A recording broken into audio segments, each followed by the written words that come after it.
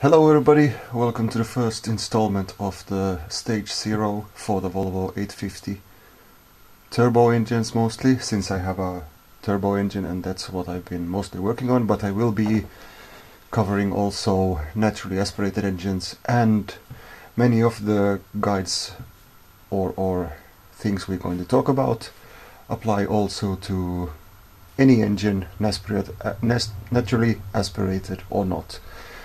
So, today we're going to be talking about oil. This is just an oil can I happened to find. We'll take it here and go through what it does. So, the main job of oil in your engine is to transfer heat, clean the internals, and also the most important one, lubricate. And with Volvo engines, especially if they are tuned, or any turbo engine for that matter, lubrication is extremely important so you don't get premature wear on bearings and so on.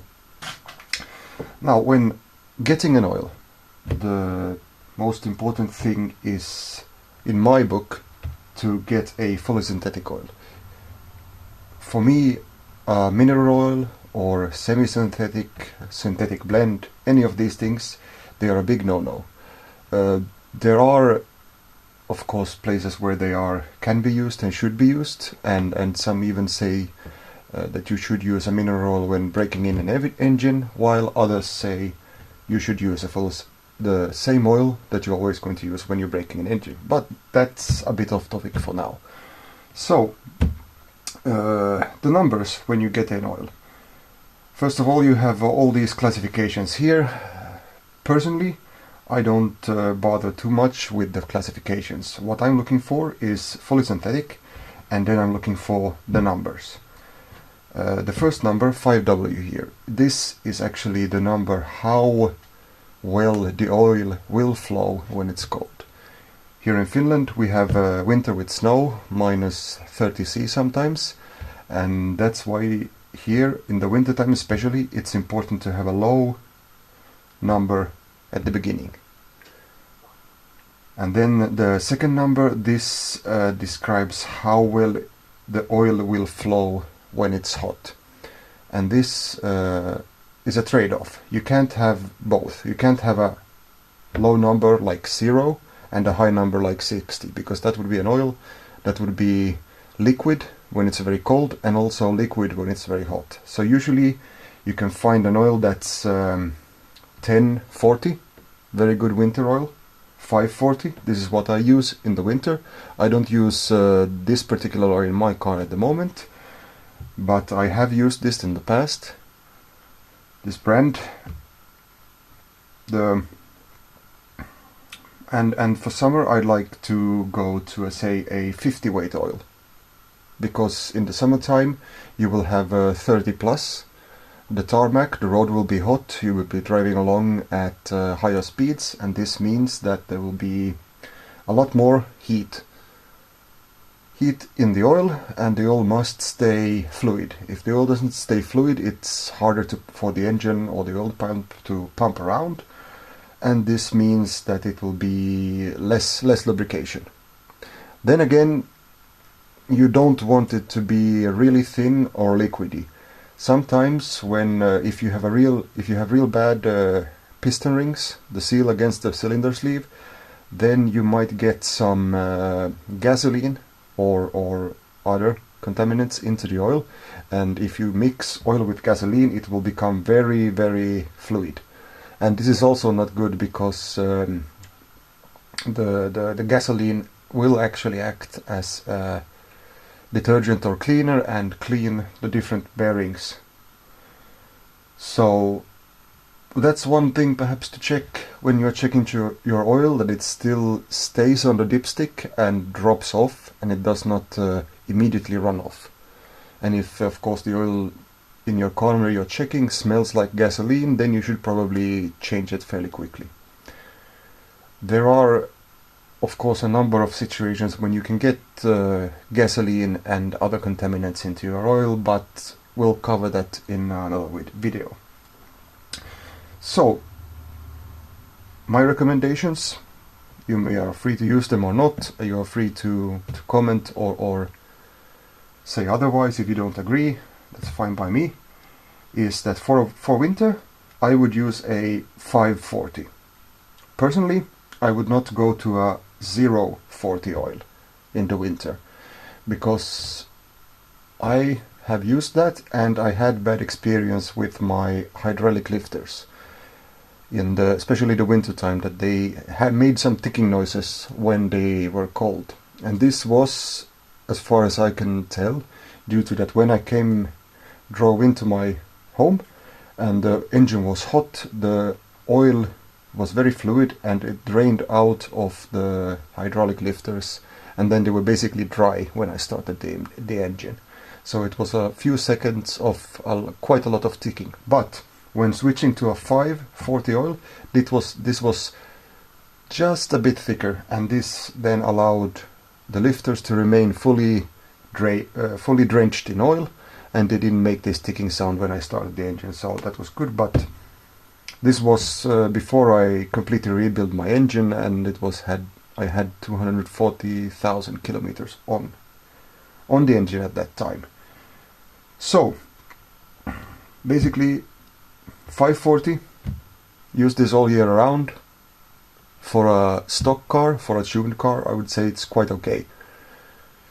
And if you want to have if you're going to be doing track days, or you live in a hot environment or hot area, or you're going to be doing a lot of highway driving, I would perhaps go to 550 or 1050, because in hot environment this lower number can be 10 with quite good results.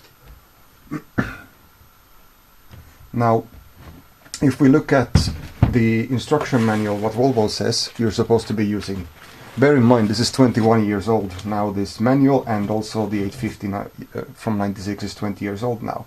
So here they actually recommend for a -30C a 5W30 or a 540 if you're going to be driving between -30 and +40C, and in Fahrenheit that's like 3 to 4 apples. Well, then if you're going to be driving in a moderate climate, 1030, 1040 and so on.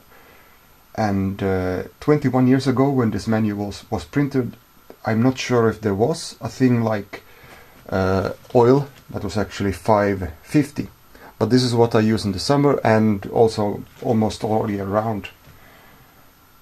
And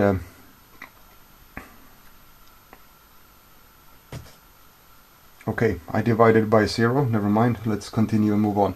And in hotter environments, here they recommend actually a straight 30 weight, SAE 30, and or SAE 40 if you're going to be above 0. Now, I know there are some mineral oils, tractor oils, or basically equipment oils that are 20 or 15W something, and these I would not recommend for any type of car that is driven on the street or driven around town, highway and so on, because that will be very thick in the very beginning. And okay, in another video we're going to open up an oil filter and see what happens actually in the oil filter where you have a very low viscosity or high viscosity cold oil, and basically you don't have any filtering when the oil is almost a solid.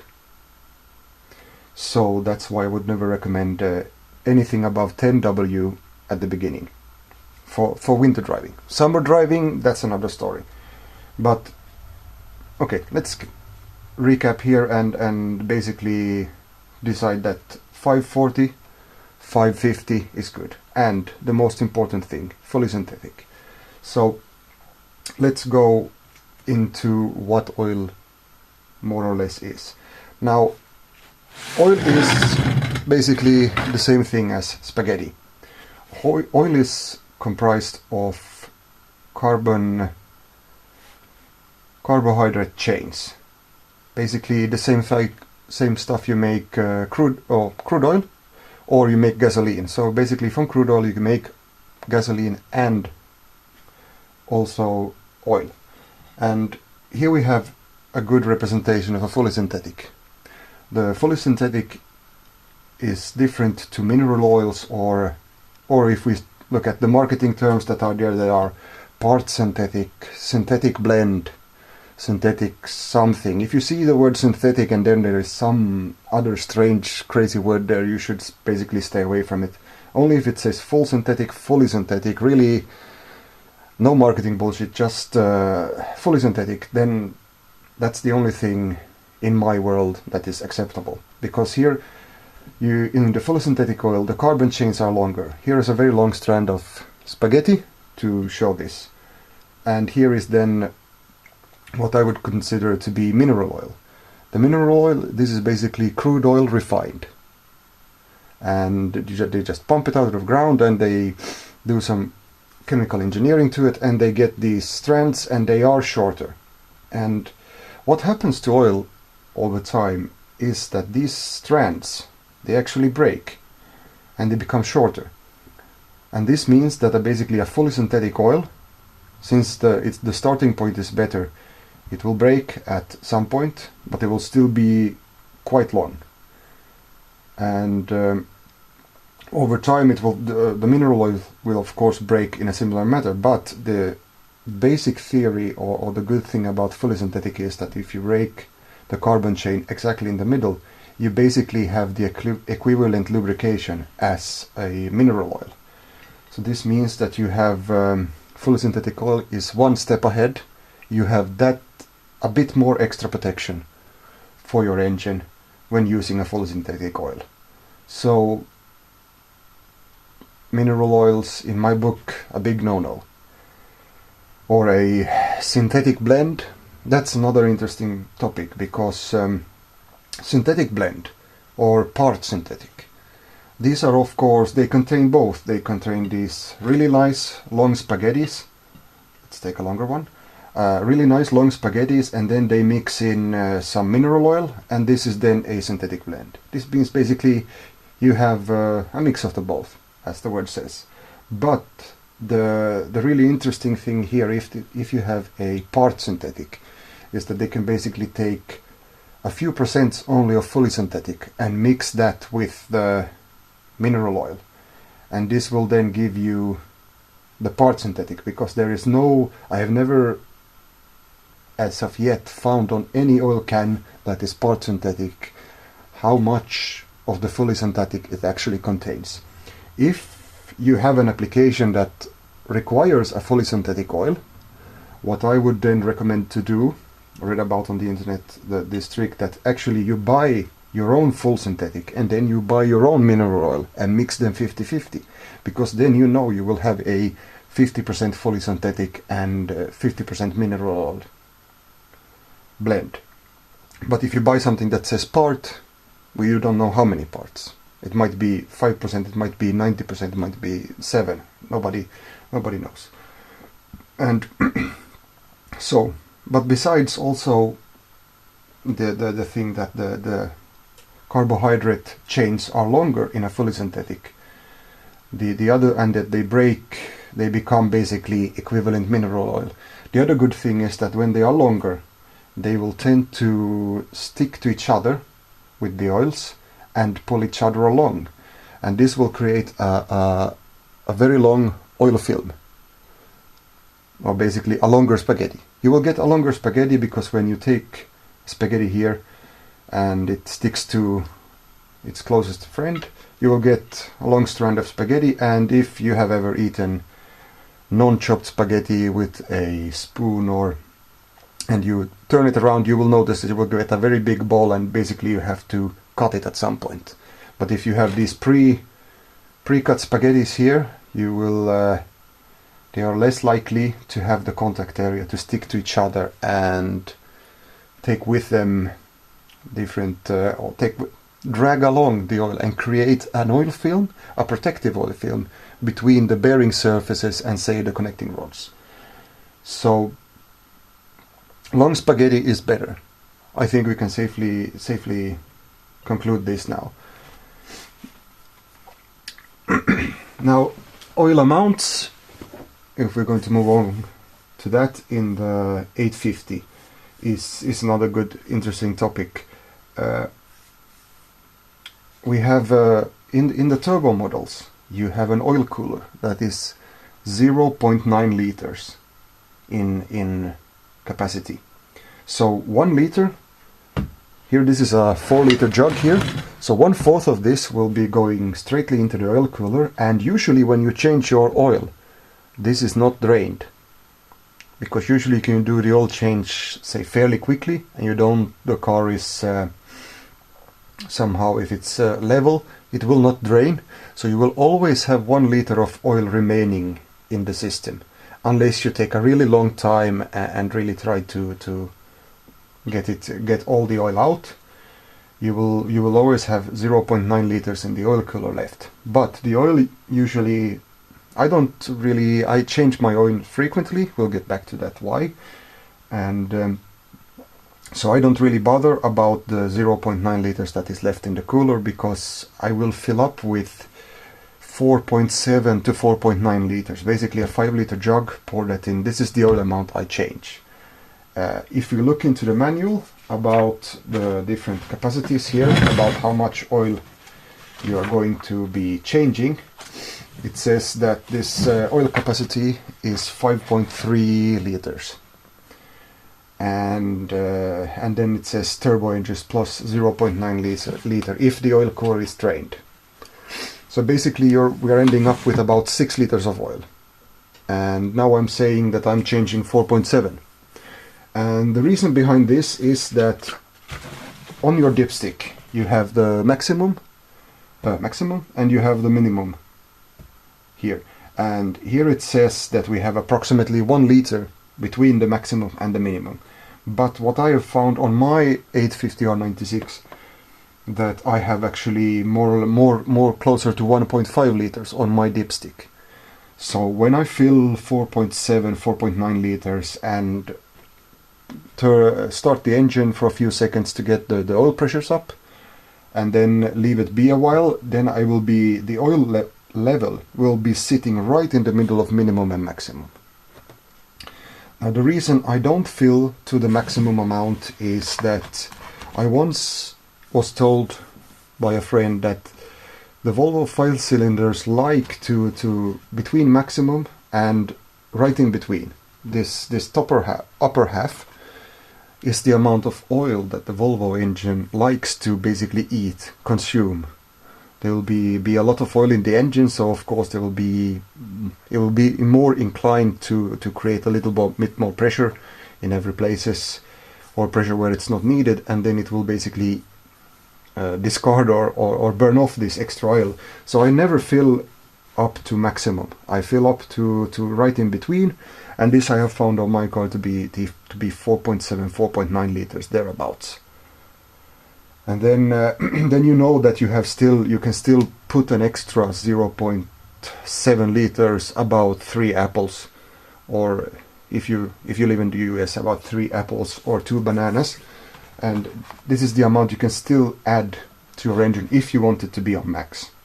And then also I've for some reason my engine has always consumed a bit of oil. And I've talked to a lot of people, and this is basically more or less a standard feature of the Volvo 5-cylinder for some reason, that they actually consume oil. And this is nothing, in my book, nothing to be particularly worried about, because the oil is consumed slowly. About, say, 1 liter of oil is consumed in 4,000 kilometers or something. So in between an oil change I usually add 1 liter or 1.5 liters of oil. This is also dependent on how many cold starts I do, how much I drive along in the town or the city. If I do a lot of highway driving, then it doesn't consume, in my book, as much oil.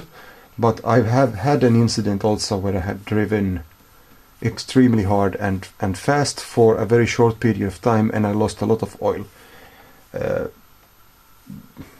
But we should not go into why and how fast I actually was driving when the engine ate 1 liter of oil in 20 kilometers. This is another story. or I assume it ate all that oil in that. But after that, there was no change in the consumption after this. Then, when changing your oil, I'm sorry I couldn't actually find now for the oil plug this washer that you change with the oil plug, but this is also another interesting thing. I have encountered 3 different types of oil washers during my time with my car. The one type is the copper ones that are usually standard in all automotive world. The copper one, the traditional one. But now lately, when I have gotten mine from Volvo, bought my washers, then they have been aluminum, if you live in Burma, or say tomato. So, and the idea behind that this is actually aluminum is that, if I remember correctly, the oil pan is a very thin, soft material, and the thermal expansion should be equal to the oil pan. So then basically the difference between the bolt and the washer, and not between the washer and the oil pan. So you won't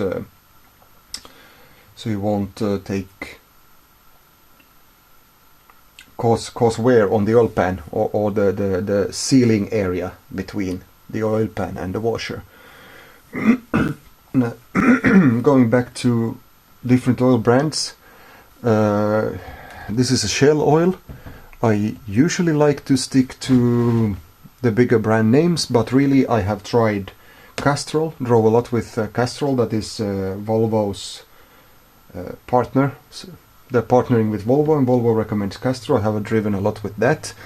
I've also driven a lot with Mobile One, and also sometimes Shell. And I've had actually quite good experience with a bit of changing brands in between my oil changes.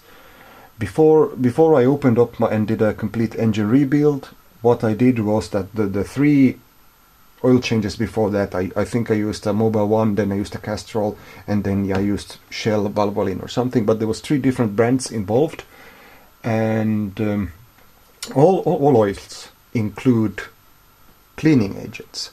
And what they do is they of course clean themselves up, because if you heat up oil, or they are exposed to an area with very high heat, they will actually form a sort of dark crust or dark gunk that will be stuck there. If you open up an engine and you've seen that it's dark everywhere, you know it's oil.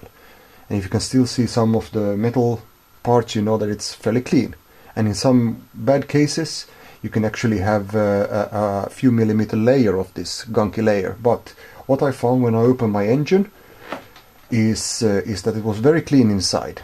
And interestingly enough, I do believe that it was because I used different brands that have different cleaning chemicals, and they basically cleaned each other out. Well, this is my theory. I have not able to confirm that actually ever, but the other reason it could have been actually as clean as it was that I do frequent oil changes. Now, if oil changes and the intervals, this is another very interesting topic, and I see it quite often on different forums and groups and these things, that people ask, how often should I change my oil? Well, if we go back to Volvo's recommendations, if you're driving unfavorable conditions, you should change 5,000 miles or 7,500 kilometers. Or every 6 months. Or then if you're in normal conditions, well, they didn't define what normal is, that you should change it every 10,000 miles or 15,000 kilometers. I have always stuck to this 7,500 kilometers or 5,000 miles.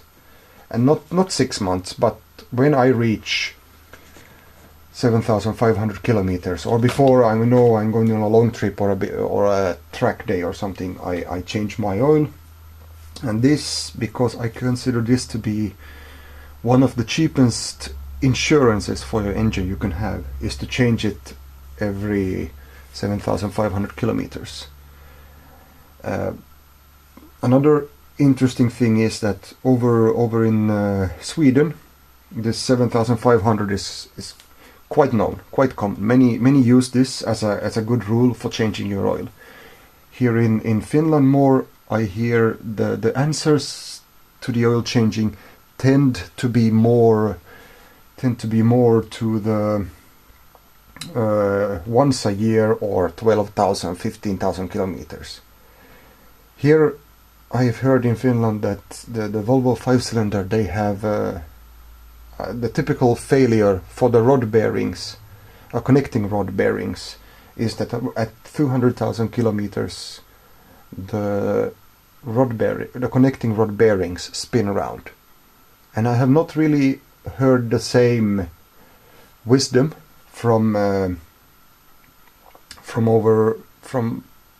Sweden, and I think the oil change interval here has a big thing to do with this fact that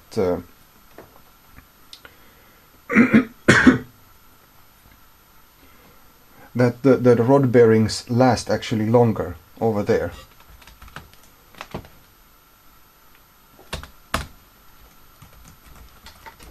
But this is also something just that I have noticed and heard and can't really confirm 100% that this would be like definitely the case, that the rod bearings will spin after 200,000 if you have very long oil change intervals, and they will not. But in a turbo car, the oil circulates around in the turbo as well. It lubricates the turbo, keeps the turbo very tight bearings and very high rotating and spinning turbines, and all the bearings there, it lubricates them as well. And this is a very important thing, to keep these running optimally, and so they don't have premature wear. Of course, this is just an expense if you get to this, but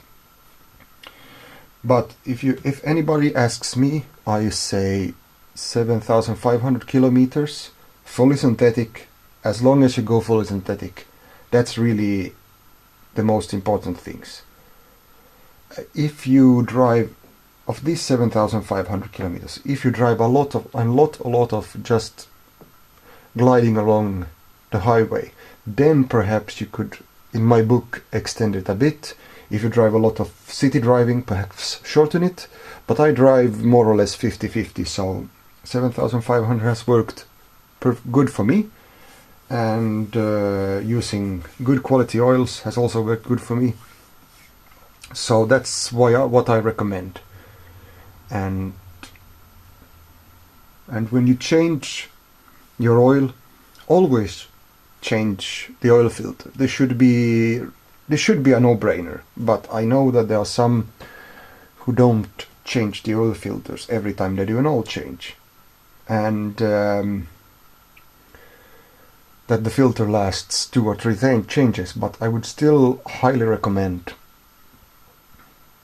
No, I don't recommend. I say that you should change. It's not a recommendation. It's change the oil filter. If you ever if the thought has come to your head not to change the oil filter when you change your oil, then basically take a cab. Because we'll save it for the oil filter video. Keep you in suspense why you should change the oil filter, and how an oil filter, even though it's totally clogged up, will actually function. We'll save that when we open my oil filter in the next time I change my oil. The other thing, I talked about the drain plug gasket, the aluminium gasket that Volvo sells. It is the same exact gasket that you use on your gearbox as well. And the gearbox is aluminium also, or the housing. The gearbox housing is aluminium, so you can use this same drain plug everywhere, on both places. Personally, I've used the copper one as well, but I have, and that's worked quite okay for me. No problems ever with that.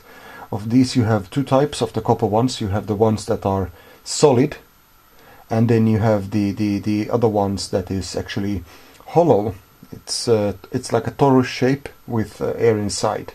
These actually compress and squish, and these are a single time use. The copper ones that are solid are also a single time use, as are the aluminium ones. But if you have a copper one and you don't have a new oil plug gasket, you can reuse that if you, with a flame gun or heat, not a heat gun, but actually heat it with fire. If you heat it with fire, the copper one, it will actually rejuvenate, so you can get by without changing it. If you are in a situation where you don't have a new gasket, then you want to reuse your copper gasket, you can reheat it and use it for that. But it's not really a cost as such compared to all the other things that a Volvo will cost you to own and use, like any car. But in a tight spot, it can be done.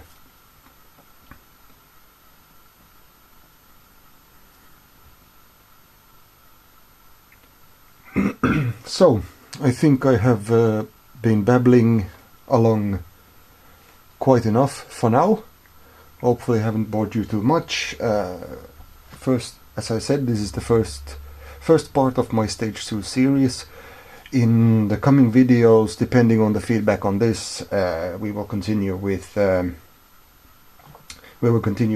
spark plugs. We will continue with the ignition system. We will continue with the fuel system. We will continue with many things that you can do to your car to make it a Stage 0. And for those who are not familiar with the Stage 0 concept, is basically that before you decide to go tuning your engine, making more horsepower, you should have it at factory levels, factory rated equipment, and you shouldn't have any worn parts. So that is why I'm making this video, so you can start maintaining perhaps better, or get some answers for your maintenance. And also, if you're going to do a tune, will be saving yourself a lot of trouble if you have a stage 0 car to start with, before you make it Stage 1, that is basically a tuning chip. So yeah, and if somebody's wondering why my hands are waving here and I'm not on camera yet, perhaps we will see if I will ever be on camera or not. That remains to be seen, but for now, thank you for listening. If you want to see the next video, subscribe, and if you want, comment, leave questions. I will try to answer them. Of course, the most important thing, if I have said something that was incorrect, if I have said something that is misleading, please put it in the comments so I can make a correction and annotation or edit to the video, so we keep the information together correct on this video. Thanks. Chris out.